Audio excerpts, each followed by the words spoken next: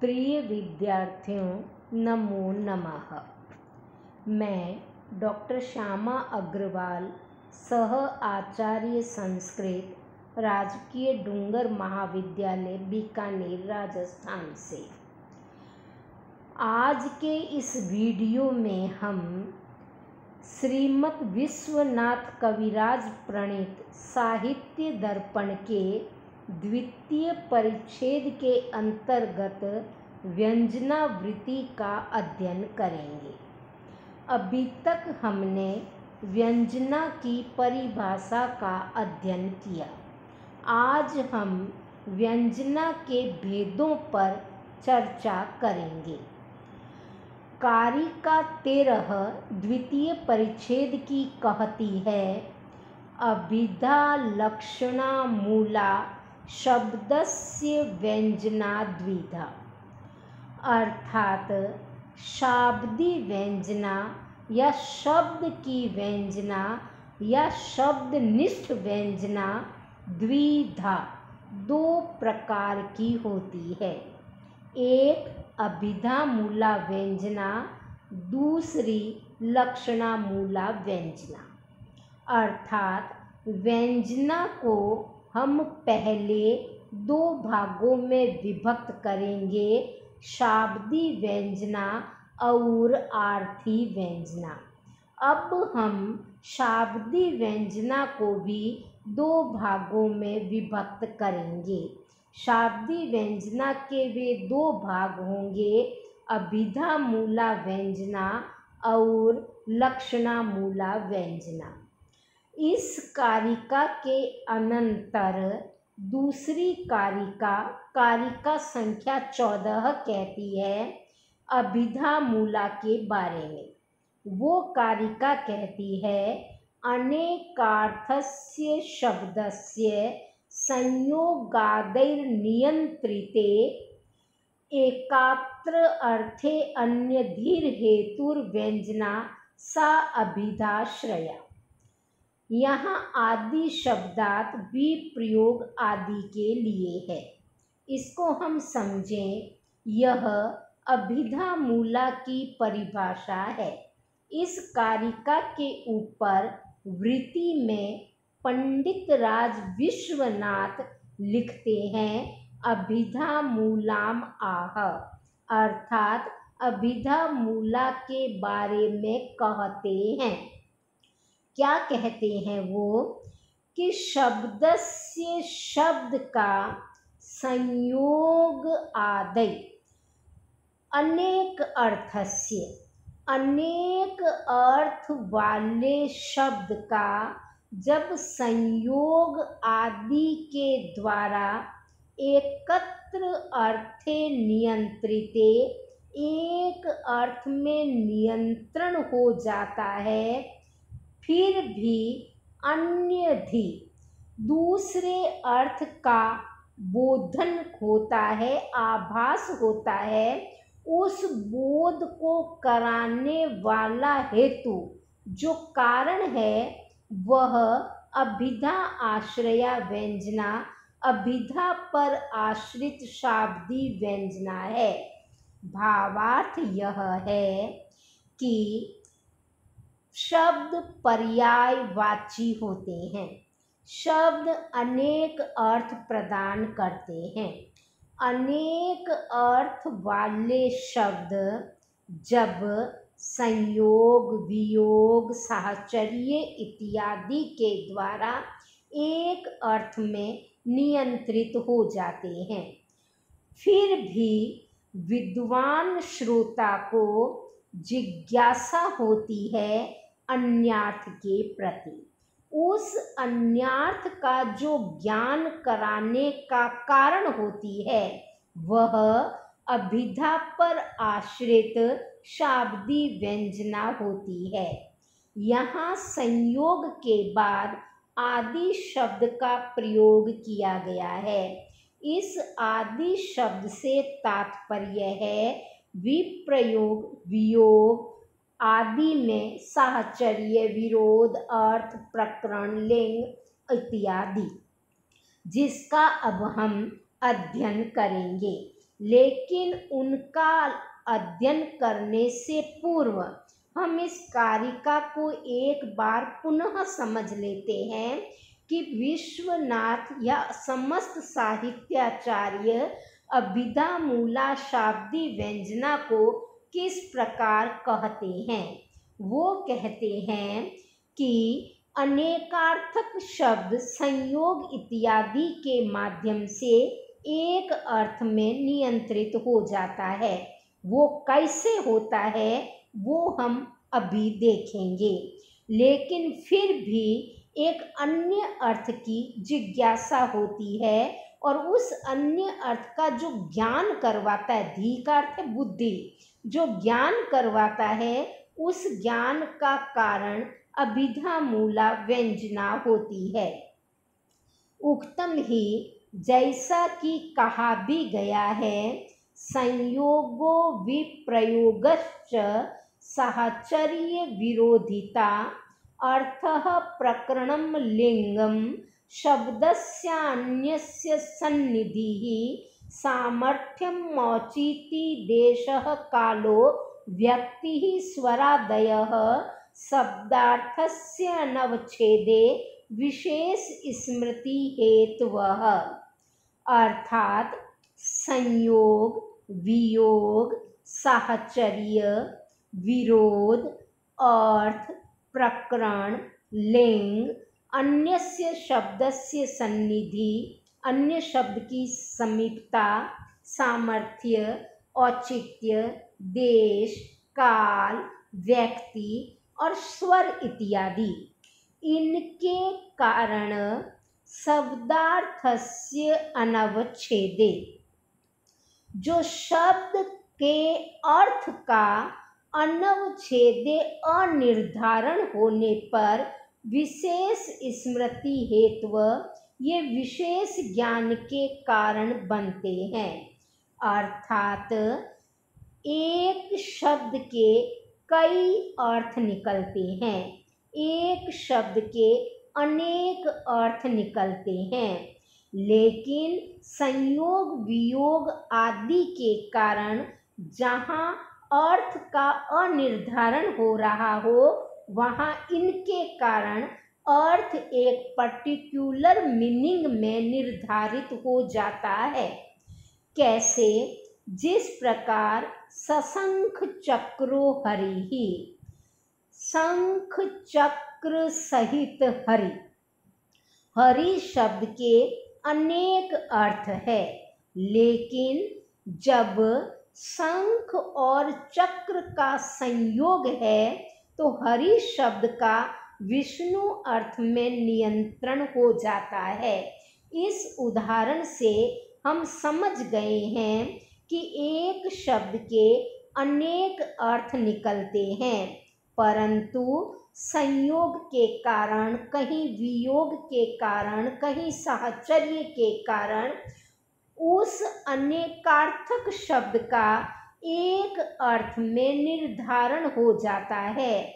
जब हम अनिर्णय की स्थिति में हैं कि हम हरि का क्या अर्थ लें, हरि का अर्थ हम विष्णु लें, हरि का अर्थ हम बंदर लें, या हरि का अर्थ हम शुक लें, तोता लें, तब हमें अभिधा मूला जो शब्द शक्ति है उससे पहले संयोग इस अनिर्धारण को निर्धारण में कन्वर्ट कर देता है कि शंख और चक्र के साथ तो केवल हरि का अर्थ विष्णु ही हो सकता है।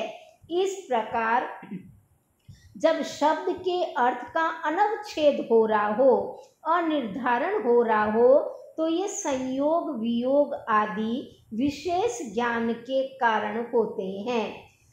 दूसरा वियोग का उदाहरण है असंख, ये सशंख चक्रो हरि इति शंख चक्र योगेन हरि शब्दो विष्णु मेवा भिदते। इसका तात्पर्य मैं समझा चुकी हूँ कि यहाँ पर शंख और चक्र के योग से हरि शब्द विष्णु का ही बोध कराता है, अभिधा शब्द शक्ति के माध्यम से। असंख चक्रो हरि, यह वियोग का उदाहरण है कि आज हरि शंख और चक्र से रहित है, वियुक्त है, परंतु तत्वियोगेन उनसे वियुक्त होने पर भी हरि का अर्थ तम एव, तमेव का मतलब है विष्णुम एव, उस हरि का विष्णुम एव अभिधते, विष्णु अर्थ ही अभिधा शक्ति से प्रदान होता है। क्यों? क्योंकि शंख चक्र से आज हरि वियुक्त हो गए हैं और वह वियोग विष्णु भगवान का ही संभव है। अगला उदाहरण साहचर्य का है। भीमा अर्जुनौ इति अर्जुन पार्थः। अर्जुन अनेकार्थक शब्द है। अर्जुन नाम के कई प्रसिद्ध व्यक्ति साहित्य में, इतिहास में हुए हैं, परंतु जब भीम का साहचर्य है तो अर्जुन पार्थ अर्थ में नियंत्रित हो जाता है। पार्थ का मतलब होता है प्रथा का बेटा, प्रथा का पुत्र, प्रथा की संतान। और प्रथा जो है वो कुंती के बचपन का नाम था। तो जैसे ही अर्जुन का भीम का साहचर्य हुआ, अर्जुन का अभिधा शब्द शक्ति ने एक अर्थ में नियंत्रण कर दिया और वह अर्थ था कुंती पुत्र अर्जुन। कर्णा अर्जुनौ इति कर्णः सूत पुत्रः। यह विरोध का उदाहरण है। कर्ण और अर्जुन, इसमें कर्ण के कई अर्थ है। कर्ण का अर्थ कान भी होता है और कर्ण नाम के कई लोग या राजा भी हुए हैं, परंतु कुंती पुत्र अर्जुन और कर्ण का विरोध प्रसिद्ध था, इतिहास प्रसिद्ध था। इसलिए अर्जुन के साथ विरोध के कारण यहाँ कर्ण सूत पुत्र राधेय के अर्थ में अभिधा शब्द शक्ति से ही नियंत्रित हो जाता है। स्थाणु वंदे इति स्थाणु शिवः। यह अर्थ का उदाहरण है। स्थाणु के कई अर्थ है। स्थाणु ठूंठ को भी कहते हैं और स्थाणु शिव को भी कहते हैं, परंतु यहाँ कहा गया है कि स्थाणु की वंदना करो। भव छिदे, भव छिदे यह चरमांस है, यानी संसार को पार करने के लिए स्थाणु वंदे, शिव की वंदना करो। यह अर्थ का उदाहरण है, क्योंकि शिवजी की स्तुति ही संसार के आवागमन को नष्ट कर सकती है। शाखा पल्लव आदि से रहित शुष्क तरु कांड नहीं, अन्यथा भवच्छेद प्रयोजन के न होने पर उसकी नियामकता नहीं होगी। इसलिए यह अर्थ का उदाहरण है और स्थाणु शिव के रूप में नियंत्रित हो जाता है। अगला उदाहरण प्रकरण का है। प्रकरण का मतलब होता है प्रसंग। सर्वम जानाति देवः। देव के कई अर्थ है। देव का अर्थ महाराज भी होता है, देवता भी होता है, आप भी होता है, परंतु यहाँ पर प्रसंग चल रहा है सामने बैठे व्यक्ति का, इसलिए यहाँ देवो भवान, देव का अर्थ है आप। पूर्ववर्ती राजा, जो सामने राजा बैठा है, उसी का ही देव अर्थ से बोध होता है, क्योंकि प्रसंगवश राजा में ही प्रसंग जा रहा है, किसी देवता में नहीं। अगला उदाहरण लिंग का है। कहा गया है कुपितो मकर ध्वजः इति मकर ध्वजः कामः। मकर ध्वज का अर्थ समुद्र भी होता है और मकर ध्वज का अर्थ कामदेव भी होता है। यहाँ कहा जा रहा है कि मकर ध्वज क्रोधित हो रहा है, और जो क्रोध है वह लिंग किसी चेतन का ही धर्म हो सकता है, अचेतन का नहीं। इसलिए इस लिंग के कारण मकर ध्वज जो है वो काम अर्थ को दे रहा है, कामदेव अर्थ को दे रहा है। अगला उदाहरण अन्य शब्द की समीपता का है। देवः पुरारी ही, यहाँ देव शब्द के सानिध्य से जो पुरारी शब्द है वो शिव का ही अभिधान करता है, किसी अन्य का नहीं। क्यों? क्योंकि पुरारी शब्द के अर्थ होता है नगरों का शत्रु, लेकिन नगरों का शत्रु देव जो थे वो केवल शिव थे, जिन्होंने 3 पुरों का दहन किया था, वो त्रिपुरारी कहलाते थे। तो त्रिपुरारी देव केवल भगवान शिव है। अगला सामर्थ्य का उदाहरण है मधुना मतः पीकः। यहाँ पर मधु वसंतः, मधु का अर्थ मधु नाम का राक्षस भी है, मधु का अर्थ मदिरा भी है, मधु का अर्थ मिठाई भी होता है, मीठा भी होता है और बसंत ऋतु भी होता है। परंतु पिक कोयल को मतः मदमस्त करने की जो सामर्थ्य है वो केवल मधु अर्थात बसंत ऋतु में है। इसी कारण मधु शब्द जो है वो बसंत का ही अभिधान करता है, अन्य अर्थों का वो बहिष्कार कर देता है। अगला उदाहरण औचित्य का है। पातु वो दयिता मुखम इति मुखम सामुख्यम। यहाँ कोई प्रियतमा कुपित हो गई है और उसके कुपित हो जाने के कारण नायक के प्रति उसके मित्र की यह उक्ति है। वह कहता है कि दयिता मुखम, प्रिया की सम्मुखता, प्रिया की अनुकूलता आपकी रक्षा करे। यहाँ पर जो मुख आदि की अनुकूलता है वो अनुकूलता या प्रतिकूलता जो है वो औचित्य के कारण है। अगर पत्नी का सम्मुख्यपन, पत्नी की सम्मुखता अनुकूल होगी तभी तुम्हें सूरत के अनुकूल वातावरण मिलेगा। यदि वह कुपित होगी तो वह भयावह हो जाएगी। इसलिए यह औचित्य का उदाहरण है। अगला उदाहरण देश का है। देश का अर्थ होता है स्थान विशेष।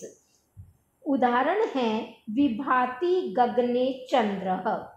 चंद्र कई अर्थों का बोधक है।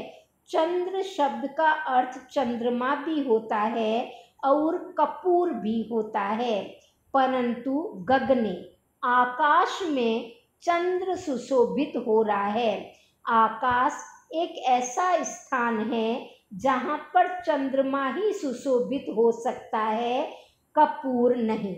इस प्रकार हम समझें कि ये जो अनेकार्थक शब्द है वो किस प्रकार एक अर्थ में निर्धारित होते जा रहे हैं, कभी देश के कारण, कभी काल के कारण, कभी सामर्थ्य के कारण। आगे हम काल का उदाहरण पढ़ेंगे। निशि चित्र भानु, जो चित्र भानु शब्द है उसका अर्थ आग भी होता है और उसका अर्थ सूर्य भी होता है।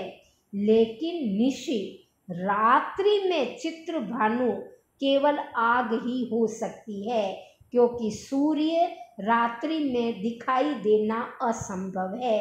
इसलिए काल के कारण अनेकार्थक चित्र भानु शब्द एक अर्थ में नियंत्रित हो गया और वह अर्थ था कि अग्नि रात्रि में चमक रही है या सुशोभित हो रही है। अगला उदाहरण हम लिंग, पुल्लिंग, स्त्रीलिंग, नपुंसक लिंग का पढ़ेंगे। वो है भाति रथांगम। रथांग शब्द का अर्थ चकुआ नामक पक्षी भी होता है और रथांग शब्द का अर्थ रथ का अंग अर्थात पहिया भी होता है। लेकिन यहाँ पर रथांगम शब्द में नपुंसक लिंग का प्रयोग किया गया है, इसलिए यहाँ इसका अर्थ चक्र, रथ का पहिया सुशोभित होता है। इति नपुंसक व्यक्तिया, नपुंसक लिंग के कारण रथांग का अर्थ चक्र ही निकलता है। अगर यहाँ रथांगः पुल्लिंग होता तो हम उसका अर्थ चकुआ पक्षी ले सकते थे, परंतु रथांगम नपुंसक लिंग होने के कारण अनेकार्थक रथांग शब्द एक अर्थ चक्र में निश्चित हो गया है। आगे विश्वनाथ लिखते हैं, स्वरस्तु वेद एव, स्वर तो वेद में ही विशेष प्रतीतिकृत, विशेष प्रतीति कराने वाले होते हैं, न काव्य, काव्य में नहीं। इति इसलिए तस्य विषयो, उनके विषय में न उदाहृतः, उदाहरण नहीं दिया जा रहा है। इदं च के अपि असहमाना आहु, इस बात को कि स्वर वेद में ही विशेष अर्थ की प्रतीति कराने वाले होते हैं, काव्य में नहीं, इस बात को कुछ लोग असहमाना, सहन नहीं करते हैं और वो कहते हैं कि स्वरो अपि काक्वा आदि रूपः, स्वर भी काकू आदि रूप में, काव्य, काव्य में विशेष प्रतीति कृत एवं विशेष प्रतीति कराने वाले होते हैं। काकू क्या होती है? भिन्न कंठ ध्वनि काकुरभिधीयते, कंठ का जो बदला हुआ स्वर होता है उसको काकू कहा जाता है, इससे व्यंग्य के रूप में प्रयोग किया जाता है। तो यह भी एक स्वर है और ये काव्य में विशेष प्रतीति कराते हैं, ऐसा कुछ आचार्य मानते हैं। आगे विश्वनाथ कहते हैं, उदात आदि रूपो अपि, उदात, अनुदात, मध्यम, स्वरित इत्यादि रूप में भी मुनि, मुनि यहाँ भरत मुनि के लिए कहा गया है।